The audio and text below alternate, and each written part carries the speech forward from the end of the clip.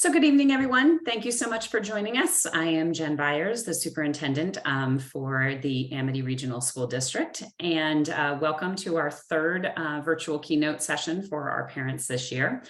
For those of you who have joined us in the past, we do have a question and answer button where you can submit written questions, and at the end of the presentation, we should have time for Dr. Bennett to answer some of those questions that we will try to curate.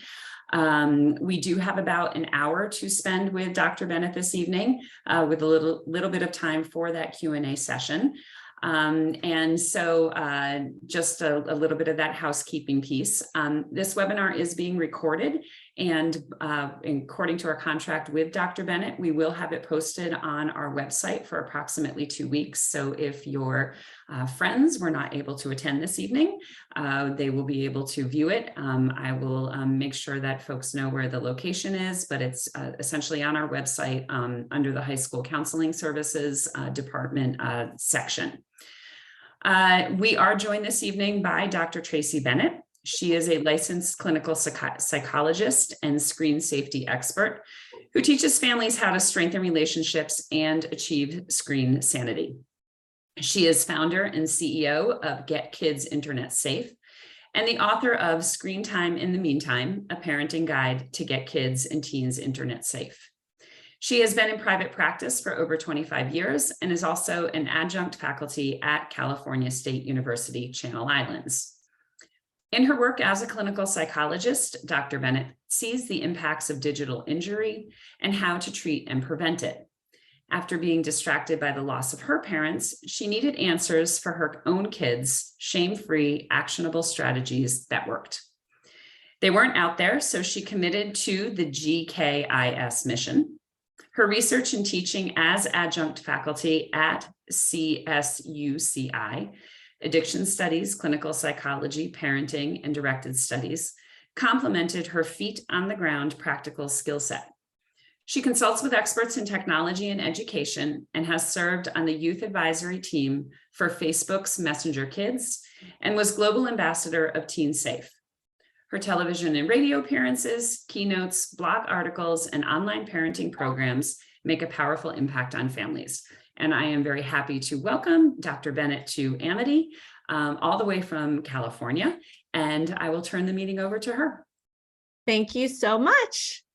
All right, that was a great long intro. So I'm going to go ahead and share my screen now so you guys can see the PowerPoints. And hopefully my dogs won't bark too loud outside at all the passerbys. All right, so like Jen said, if you could save your questions to the end, I love saving time for Q&A. That's my favorite part. So make sure and jot them down as you go. Okay, so when I founded Get Kids Internet Safe 14 years ago, I was recognizing in my practice and in my home that childhood was changing dramatically.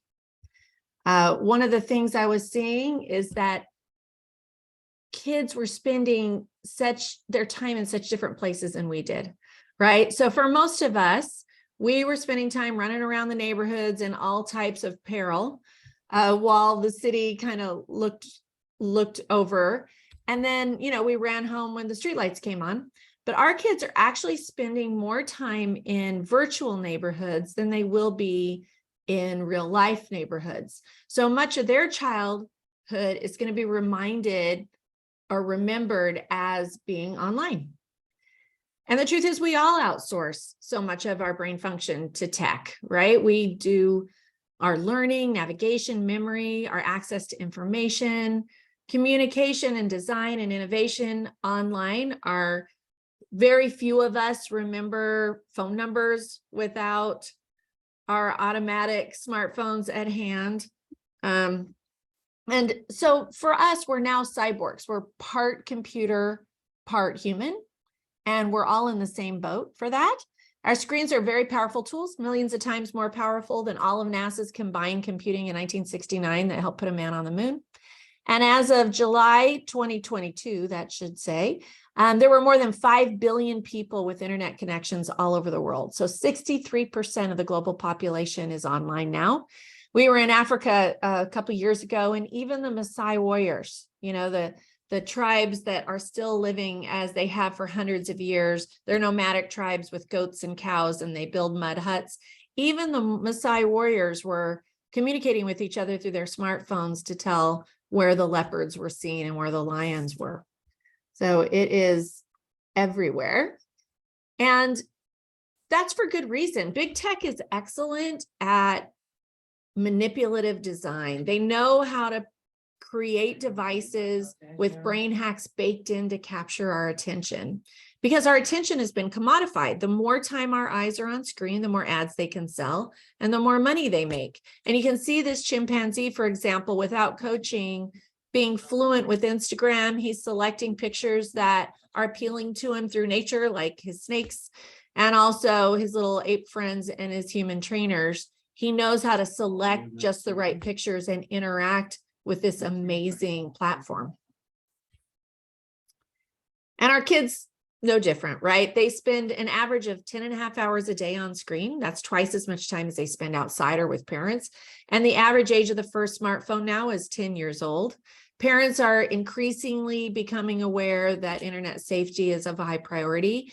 Back in 2017, they ranked it as number 5.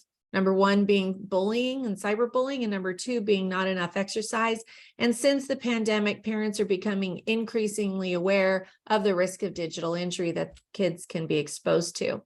4 out of 5 tweens are on social media before 12 years old, even though the terms of agreement say 13 years old. And 93% of young users report that they use their phones to avoid being bored and to feel productive and happy. So they're outsourcing their attention in so many ways, and it really is changing their brain wiring. The global revenue of the gaming market reached $91 billion this year, and 86% of parents feel teens spend too much time gaming. Now, I'm not a screen-free parent, and although those who can pull that off, more power to you, I think that's amazing. But as a university educator and also a mom myself, I really feel that bringing in optimal digital literacy and also awareness and good judgment is the way to go. So with my interns, we've studied how Gen Z versus millennials versus X-Gens versus baby boomers use their devices differently. And one thing we've noticed is the younger people who've had their screens since they were really young are excellent at juggling multiple identities. When I first started GKIS, I was a private clinical psychologist, so I wasn't online. I was like keeping my identity as secret as I possibly could. But to reach more parents, I had to start to create a digital footprint, which I'll talk to you about at near the end of this presentation. And by manipulating that footprint, I was creating identities, right? I have a private Facebook page, a professional Facebook page, a Twitter, and Instagram. And all of those, although I'm not so great at those, each one demands a different part of who I want represented to the public. And our kids do the same thing. They have one skin and avatar for one game and another for another, different social media platforms, different for their, Google Classroom. So they know how to develop and create all of these different identities at once in order to get their needs met. Now, what that means is the more identities, the more exposure they have to other people, the more scrutiny of themselves and from others, and the more pressures overall. And that means the more long-term impact from developmentally inappropriate or developmentally appropriate mistakes. I tell kids every day in my practice and when I'm teaching at the university that failure is a sign that you're learning and growing, and failure can be a really good thing and a great opportunity for growth. That means if they're spending more time online, failures online are going to happen just like they do offline. And although it makes parents often feel really embarrassed and ashamed, I think it's important for us to recognize that they are going to make their mistakes. And we really need to be there to support them rather than shame or punish them so that they won't tell us when they really need help. And when they make those kind of mistakes, it makes them feel particularly vulnerable. And we're seeing skyrocketing rates of mood and anxiety disorders before the pandemic. And then after the pandemic, because of all that social isolation, we've really seen a crisis in mental health. The Center for Disease Control, CDC, just released a report that was scathing in its response to the pandemic, saying that girls in particular, but all teens are in an epidemic of mental illness, and many advocates are calling for a state of the emergency to be called because of our tweens and teens mental health.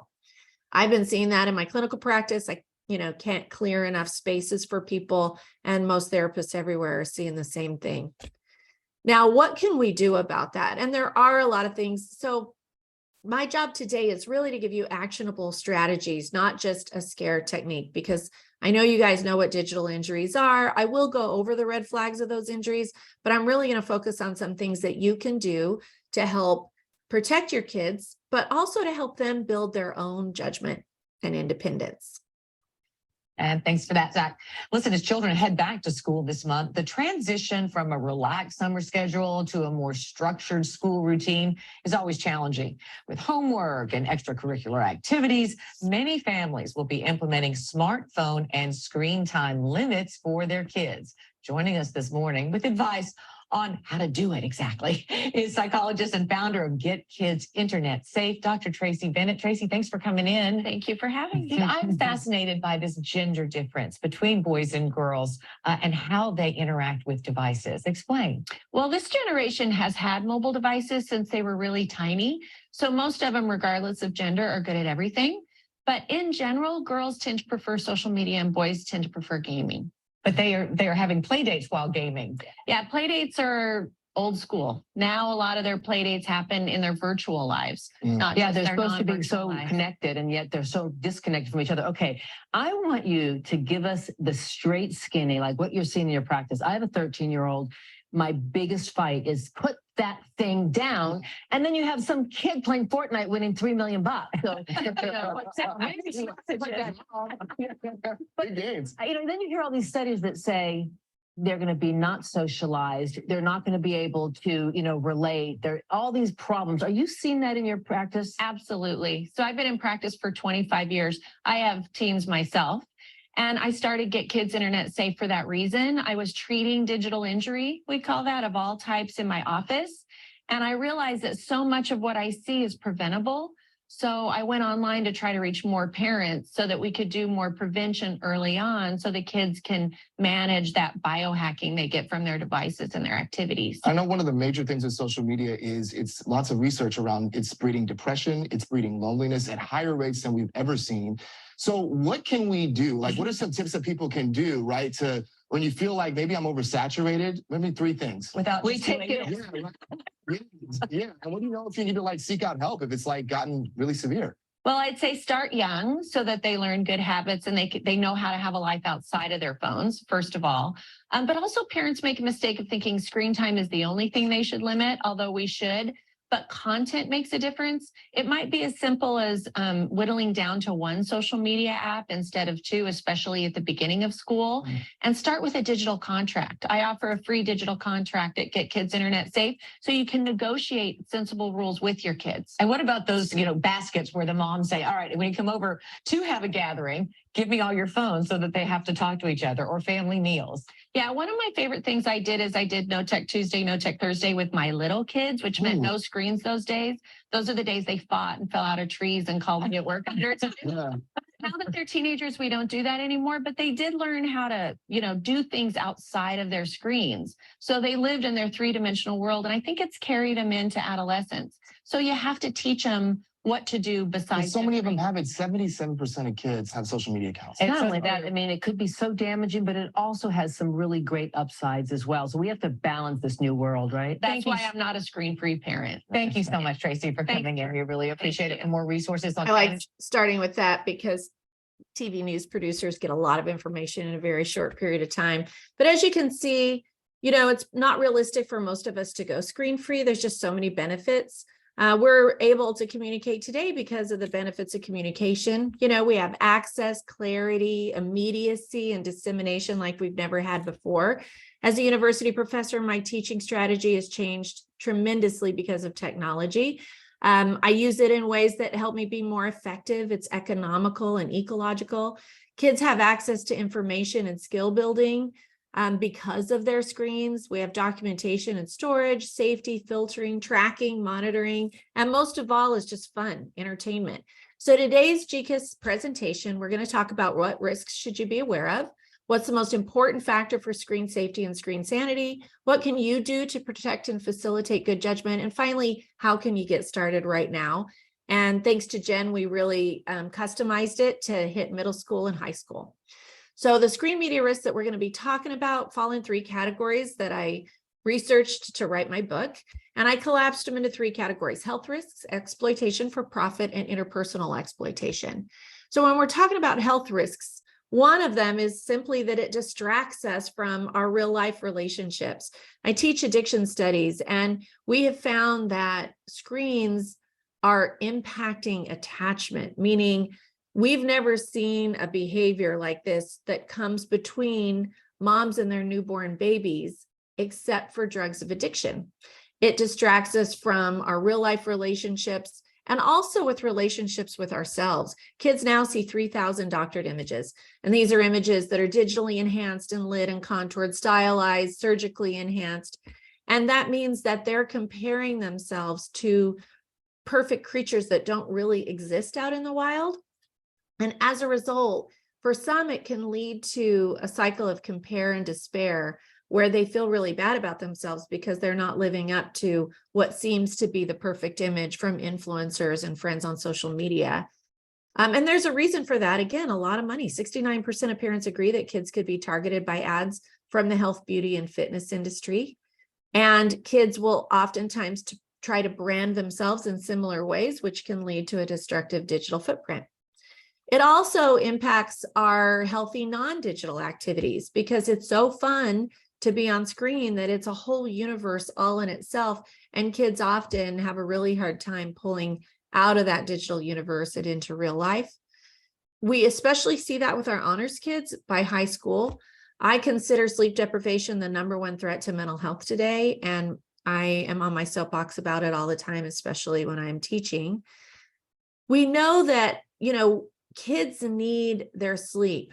They need it because their brains are growing so quickly, especially during adolescence, that we're pruning away neurons that we don't need anymore and repairing and growing new ones in order to learn. And during our sleep, that's when those housekeeping factors happen. We also our brains are removing toxic proteins and consolidating memory, especially emotional memories. So to do a really good job in their housekeeping, teens need 9.25 hours of sleep, but only get 7.5 hours. I found in clinical practice, if I can get them to apply really good sleep hygiene techniques, a lot of times that goes a long way in treating mood and anxiety disorders. Of course, the more time we're on our screens, the more time our brain wires to adapt to that. We're seeing more and more repetitive strain and distraction injuries. For middle schoolers and high schoolers, you want to look out for things like ocular headaches. If your kids are complaining a lot about headaches, you might want to look into glasses to protect the eye strain. Other injuries include kyphosis, which is a permanent lump at the base of the neck due to hanging their head to look at a screen. That's 60 pounds of pressure on the neck versus 10 pounds of pressure that it's built for. And we used to only see these permanent spine deformities in 60-year-old welders and dentists, and now we're seeing it with teens. So make sure that you cover with them what a good ergonomic posture is when they're on screen, whether it's a computer, a tablet, a gaming device, or their smartphones. Multitasking and prioritization. This is one of my favorite topics because I love my screen time. And so I often have more than one screen going at a time. I think it makes me work really efficiently and perform at the top of my level. Turns out the research says that's probably not happening. They found that people who multitask, which means that you're attending to 2 different things that compete for the same cognitive resources. Maybe that's watching TV and doing homework, or working on the computer and attending to Snapchat notifications. If they're pulling their attention off one thing and delivering it to another and toggling back and forth like that, they're burning their brain fuel, their oxygenated glucose, at higher rates than if you just stick to one task. It turns out that we don't have a wide mental pipeline where we can take in more than one thing at once. Instead, we're toggling back and forth. And when we do that, it decreases performance and it also takes more time.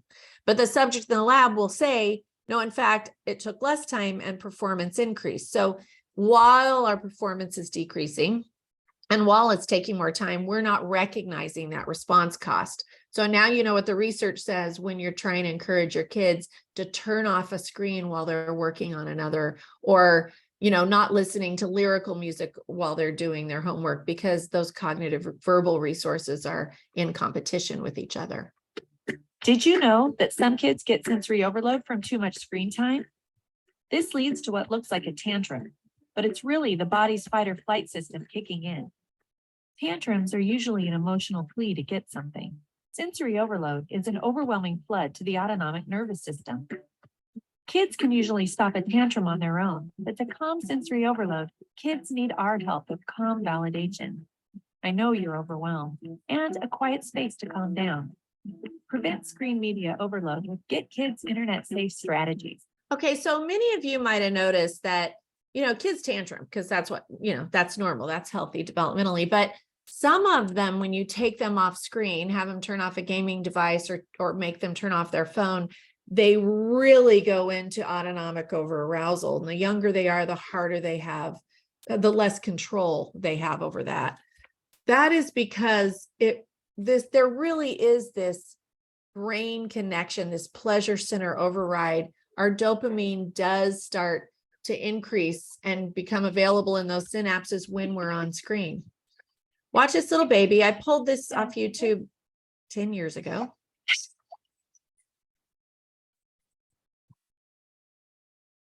Now that kind of tantrum isn't necessarily instrumental. This is a tantrum that is autonomic over arousal.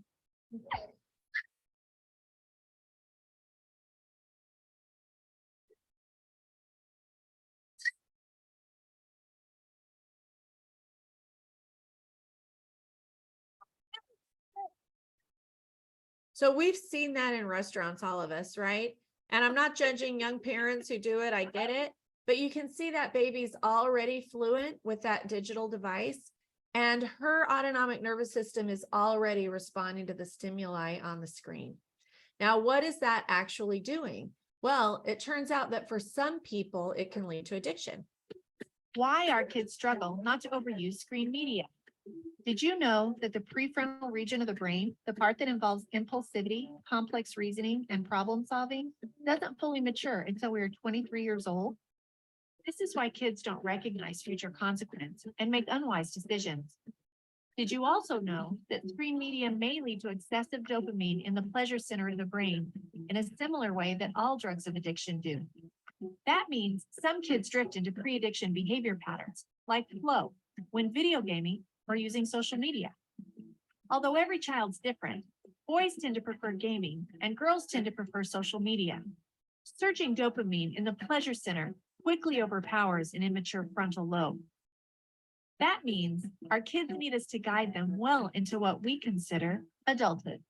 Now, that's not something to panic about. There's still only a 5% chance that a gamer will show clinical addiction, but it's something to keep in mind because Asia was far ahead of us with mobile technology, and they started building boot camps and hospitals to treat kids and adults who are addicted to things like video games. And now, sure enough, we're having hospitals built. So you're seeing a lot of kids go into detox and rehab centers because of that gaming addiction that the World Health Organization defined in 2018. Exploitation for profit is another area that, of course, we're all aware of. The online gaming industry made $91 billion last year, with more than 2.5 billion video gamers playing all over the world. But with the fun comes fear. Fortnite, Call of Duty, Minecraft. You know the names and you know the games, the ones your kids spend hours playing. In fact, they're spending an average of 10.5 hours a day online. Video gaming addiction is our only behavioral addiction that's defined currently on screen. But with that addiction means more exposure to bullies, hackers, even predators. Whereabouts do you live? Southampton. Me too. You should come over to my house so we can play together sometime. Okay, I'll get my dad to come pick you up. A lot of times kids can be online for hours a day talking to one particular person or a group of people without parents knowing. There's parental controls in most gaming consoles that you can set so that you can maybe disable the chat feature. Those are a couple of ways to protect your child, and they need protecting. 1 in 5 US teenagers who regularly log on to the internet say they've received an unwanted sexual solicitation. And sometimes those solicitations come in the form of advertisers. Some of that is marketed online during video games. So you're not going to protect your kids from that kind of content if they're playing video games without parental controls. Online bullying, another gaming concern. A July study from the Anti-Defamation League reports that 65% of people have experienced severe harassment, including physical threats and stalking when playing video games online. If you go on any gaming platform and listen, you'll hear enormous amounts of vulgarity and psychological warfare. If you get your opponent rattled, then it's going to impact their gameplay and you might earn points that way. Let's go taunt them when we come back here. Bullies can take an emotional toll on gamers, but hackers are looking to financially sabotage. You should use pseudonyms instead of your real name. Certainly don't give out any private information. The best case scenario is good supervision and good judgment as far as what kind of activities you allow on their devices. With no rules to follow. It's adventure. It's up to you. Bottom line to helping your kids navigate this nearly unavoidable virtual world. They need to know that you're involved in their virtual world and you have to join them online because that's where they spend much of their lives. I can smell fear. Oh God. All right. So what that leads us to is that your relationship with your kids is really a critical element for screen safety. Kids learn how to sync with parents and parents learn how to sync with kids, at birth, and them following us around and watching us solve problems and us narrating our thinking patterns while we're interacting in the world. That kind of attachment is what builds empathy. And we are seeing empathy decline overall, and that's likely because of that less narration because parents are distracted just like kids are. Cybersecurity and privacy, of course, is a threat for digital injury, and so is marketing. The quicker you can, or the younger you can groom a customer, the more money you're going to make out of them. So with kids, oftentimes online products and influencers aren't really encouraging them to be the best people they can be and the happiest they can be. Oftentimes they're leading them to products, right? And what makes you buy products? When you feel bad about yourself. So if you can convince a young girl, for example, that cosmetics are something she really needs in order to measure up, or hair highlights, or fatness, or fashion, or fitness, then you're going to make more money from them. And we've never seen kids marketed to as directly as we are this generation because we haven't been able to protect them like we did before screens were developed. Of course, we all know that interpersonal exploitation is an issue, cyberbullying, and predators and inappropriate relationships. And it's not just lonely kids where this happens. Sometimes it's just really bad luck. And teaching kids about it isn't enough. We need to do more than that because they have immature frontal lobes.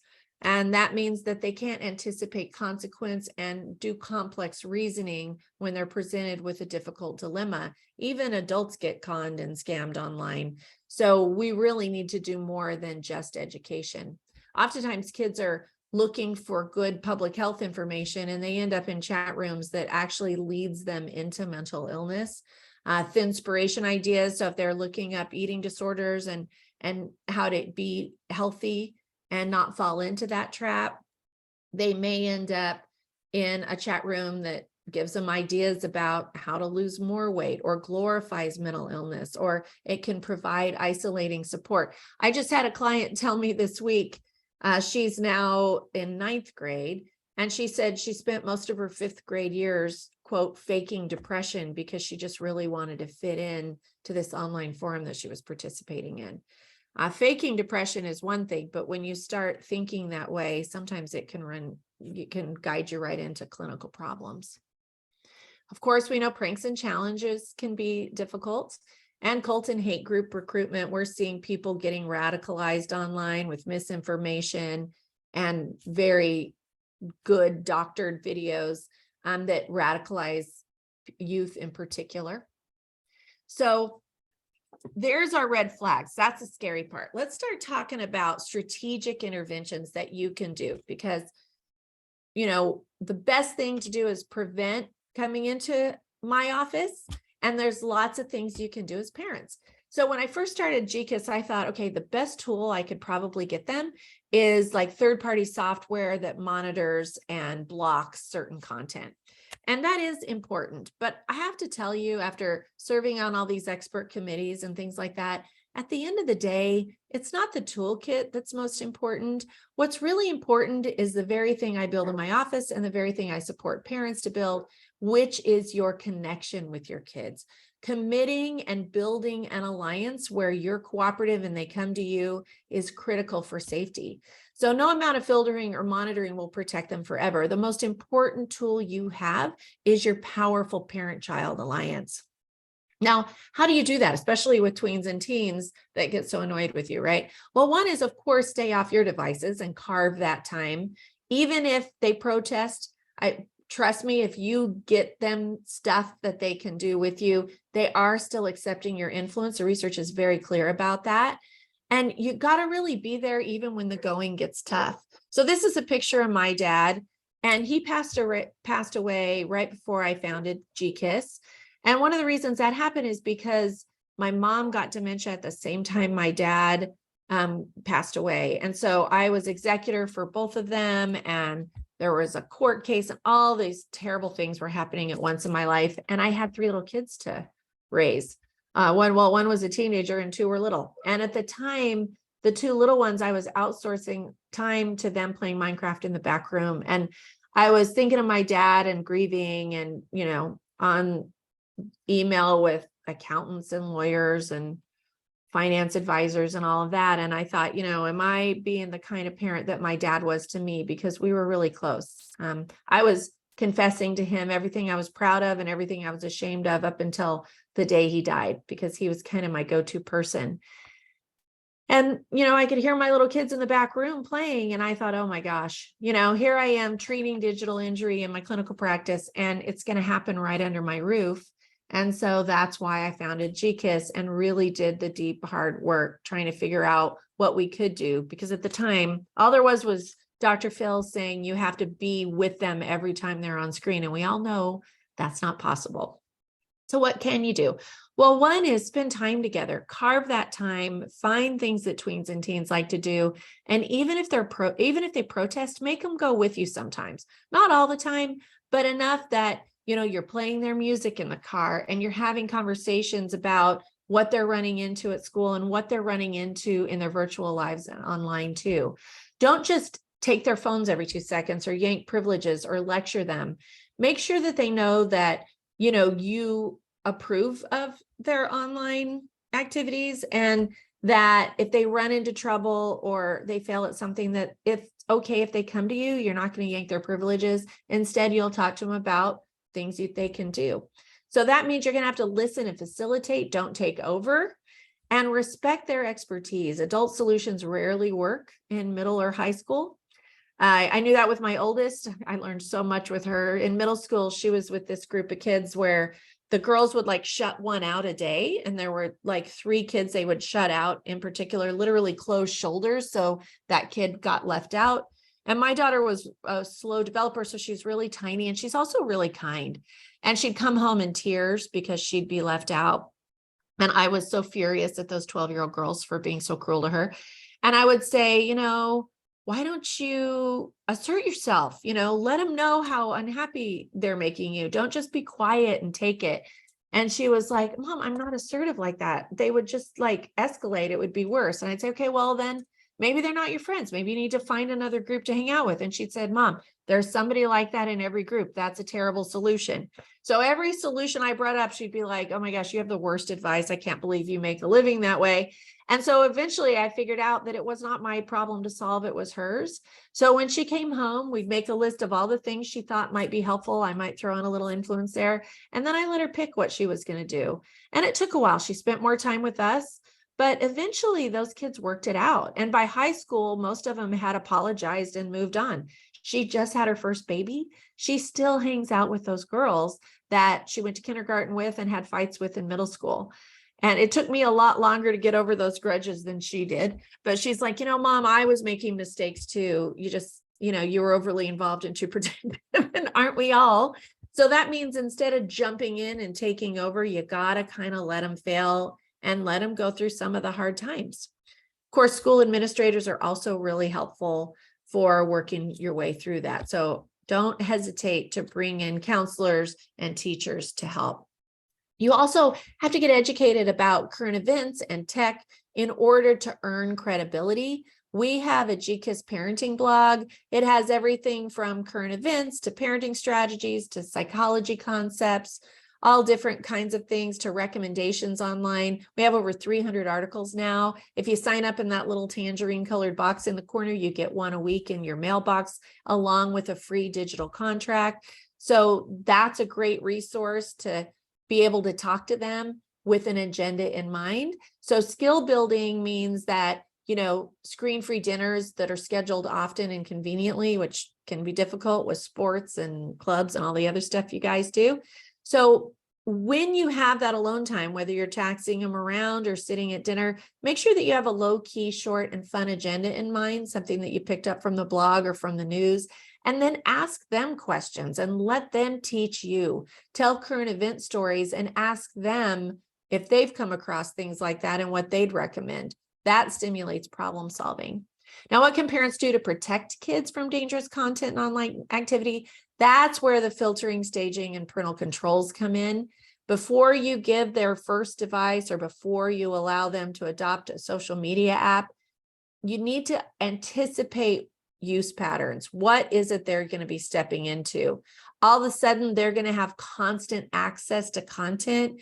Anything that you can type in a browser, any friend at any time, they're going to have constant access to others and those constant interruptions and notification, and people are going to have access to them. So that's going to be overwhelming. I recommend that you don't adopt new devices or new platforms at the beginning of school. Let them get used to a lot of teachers, all their new friends, and then slowly adopt them one at a time. So instead of buying a device, letting them load everything on, so there's a ton of stuff, and then starting to yank those away like an upside down funnel, that's going to present a lot of resentment opportunity between you and your kids. Instead, start tight because they're so eager to get it. Start it tight, make sure their Apple ID is under yours if you have a smartphone, and put the parental controls in place so that you're releasing one app at a time. So they're getting slow practice, and then you're giving them more independence instead of taking their independence away. We have lots of tools for you on the Get Kids Internet Safe website. You can have the free connected family screen agreement. That's more than a digital contract. It lists a lot of different things that you need to negotiate with your kids, and it changes based on their age. We have a screen safety toolkit that helps you set parental controls on devices through your internet service provider like AT&T or Verizon or T-Mobile, through getting child-safe browsers, buying third-party routers and gaming systems and apps. So you have to really set a toolkit in all those things rather than just one at a time, as well as third-party products. And our screen safety toolkit also offers tips and tricks like how to find platforms and hidden apps, and how to guide your kids' algorithms so they're not getting led into terrible virtual neighborhoods. Most of all, you need to commit to honesty and transparency. I was the global ambassador for TeenSafe, which was the #1 and the first text monitoring system. And California DA got after him because people were using it as spyware, not just on kids' devices, but adult devices too. But one of the things the California DA said is that children have rights too. And so they were going to force TeenSafe into alerting the devices that it was installed upon. That means kids were going to be getting a message that, in fact, their parents were monitoring their devices. And the founder and I agreed that, sorry, my son's home and my dogs are barking. It'll stop in a minute. Anyway, the founder of TeenSafe believed, like I did, that parents should be telling their kids that they were monitoring their screen use. And that way they wouldn't hear something and then, pounce on the kid and say, by the way, I've been reading your text for a long time. That does too much damage. It really impacts that parental child alliance that's critical.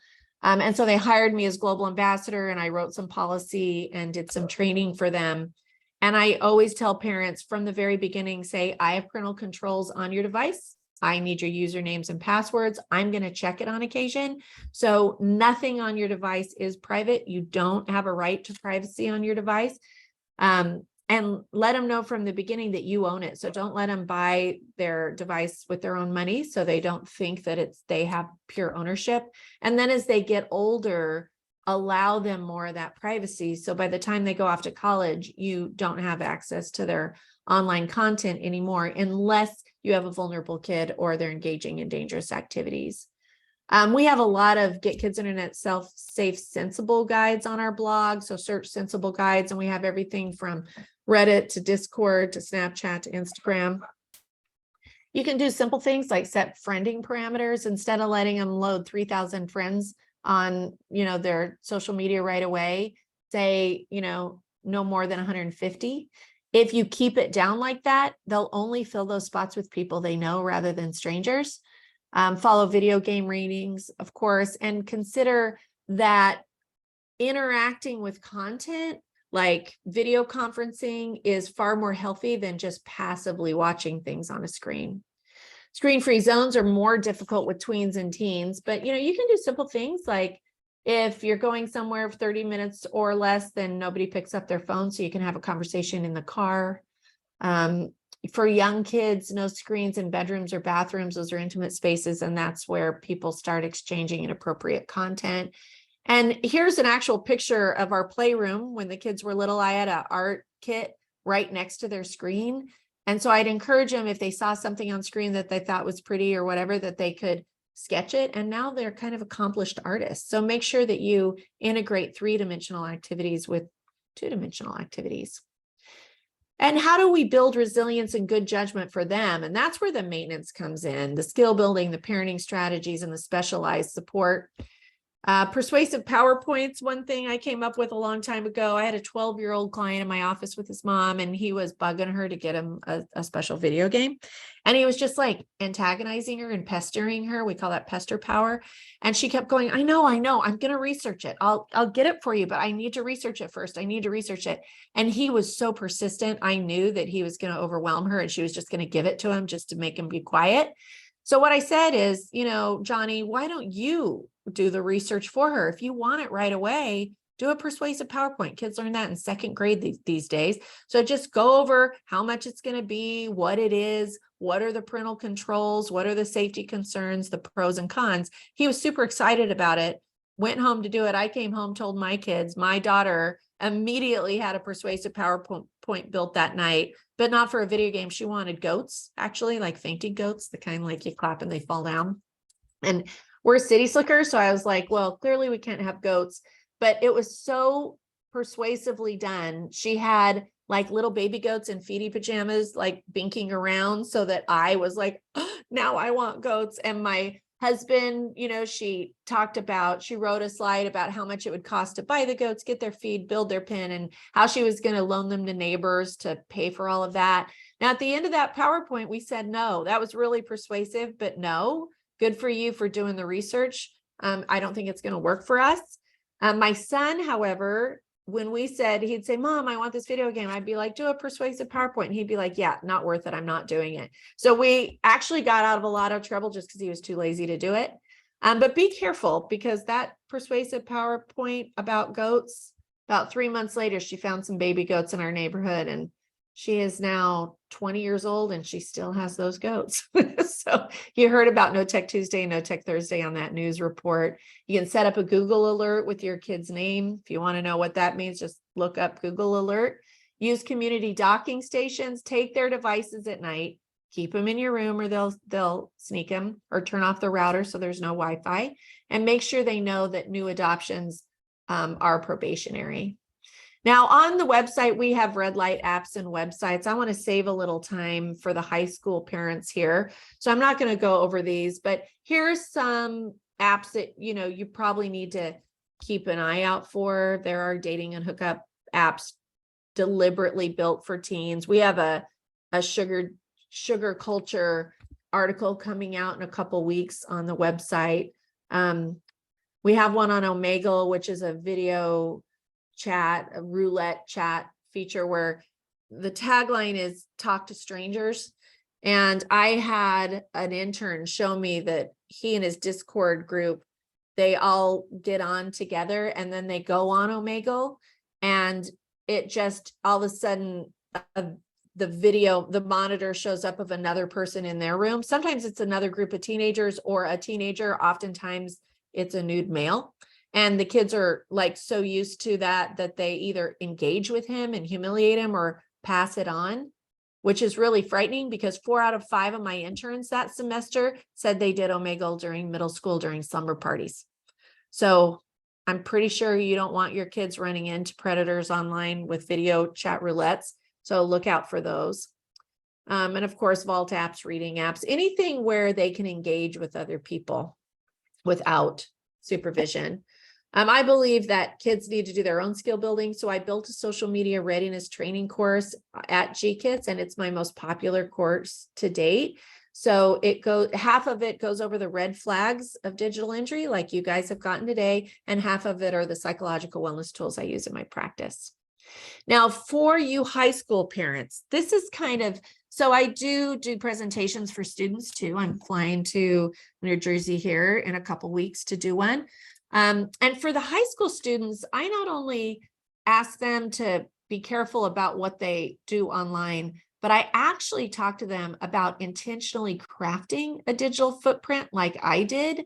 When I type Tracy Bennett Camarillo into my browser, there will be 20 images that I purposely crafted. There's a bunch of websites that I personally built. There's links that I intentionally put up. So I very deliberately crafted a footprint that benefited me so that people could find me both in my private practice, in my teaching practice, and also GKIS. So how do you craft a digital footprint?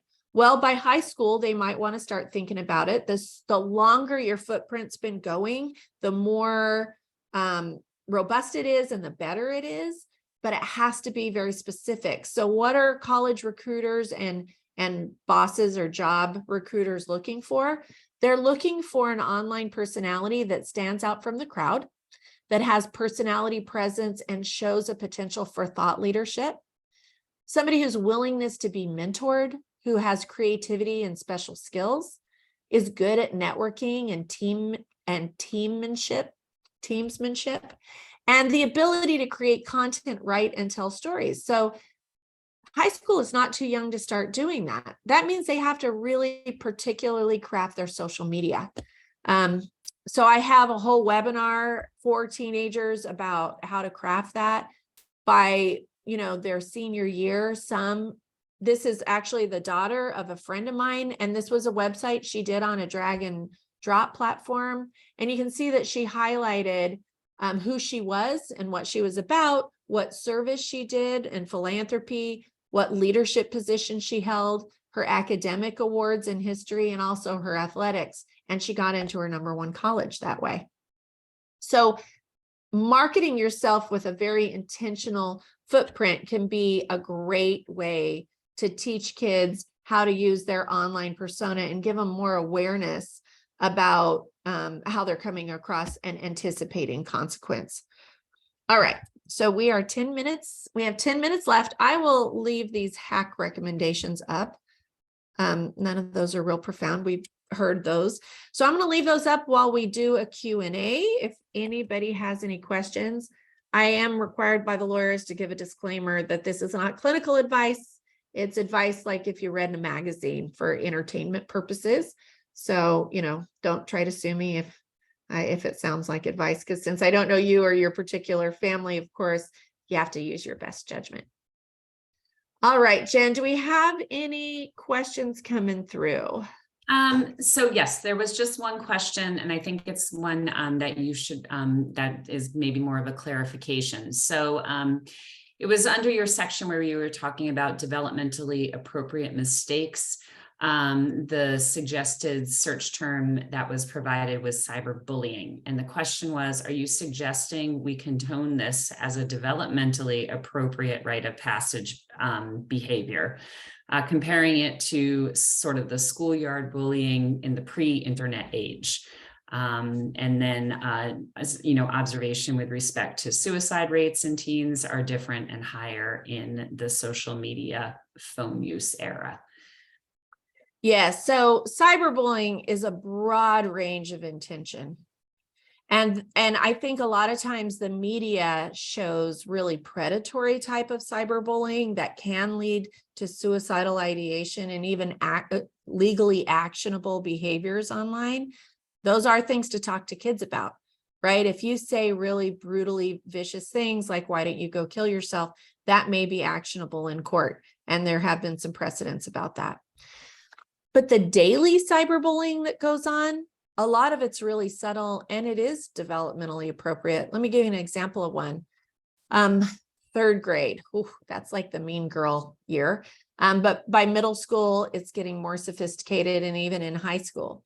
So say you have a kid who belongs to a group, and the group, they all go and do something together. They take a picture on Instagram. They intentionally tag the person that wasn't invited, right? That's an exclusionary tactic. So that's cyberbullying. And what if the kid who got excluded, their best friend, was very upset about that and wanted to be assertive in calling those girls out? And so then went on the comments of that Instagram post, pointing out how vicious they were and how unkind they were, and maybe even outing them about information they didn't want to know. That kid would be defending a best friend, not intentionally trying to harm the other players, but actually trying to defend a friend. That's a really complex situation. I mean, we see parents doing that on parenting pages all the time. So there's a wide range of cyberbully behaviors, from maybe, you know, that best friend is intentionally trying to be aggressive, but can they really anticipate the harm that can come out of that? And then what if the parents get involved? So having conversations about cyberbullying has to be complex. It can't just be, don't call people names, right? Or don't stalk them online, or don't threaten them online. You also have to talk about how to be assertive and how to solve problems, and what do you do in these social situations, because there's so much nuance. And like I kind of mentioned, you know, school administrators are very experienced in this. So if you need extra resources or you have questions about that, rather than go directly to other parents, which can lead to a nightmare, it's often a better idea to interact with the administration from the school and help get their guidance and help.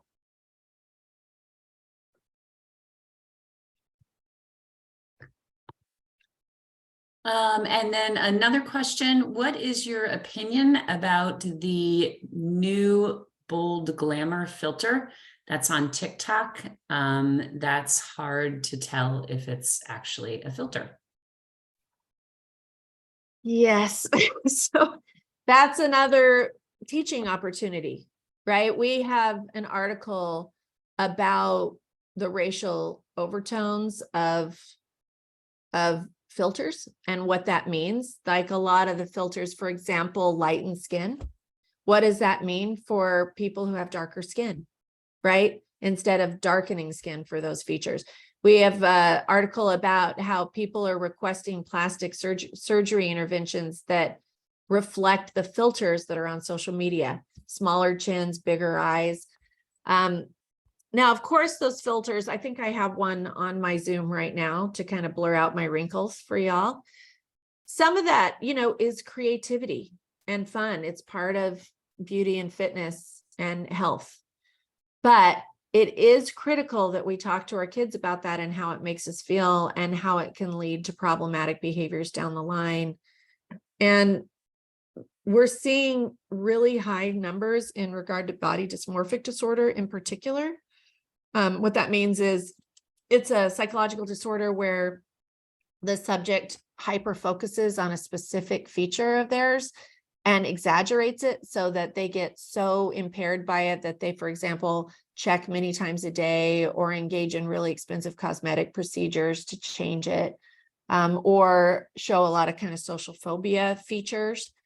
In order to avoid that kind of thing, sometimes we have to challenge thinking. Like, what is that influencer? What is their purpose of putting that image up? What is it they're selling to you? How do you think they really look? And there are some tools online for showing, the features of those different filters.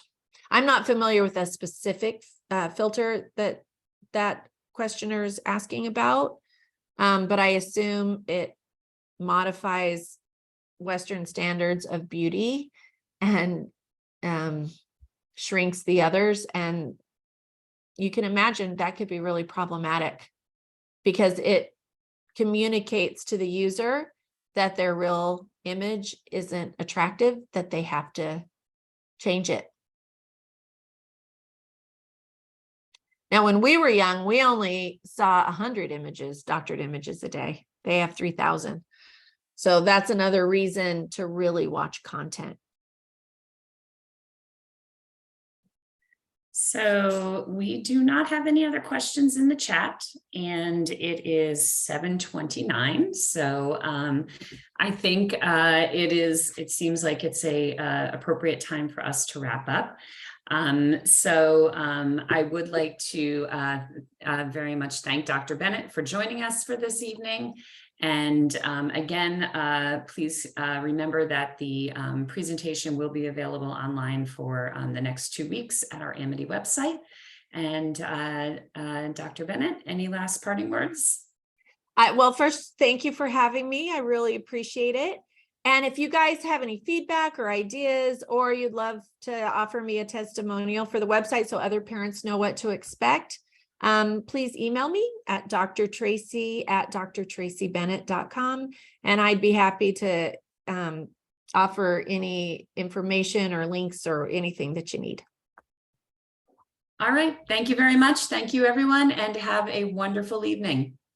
Thanks so much.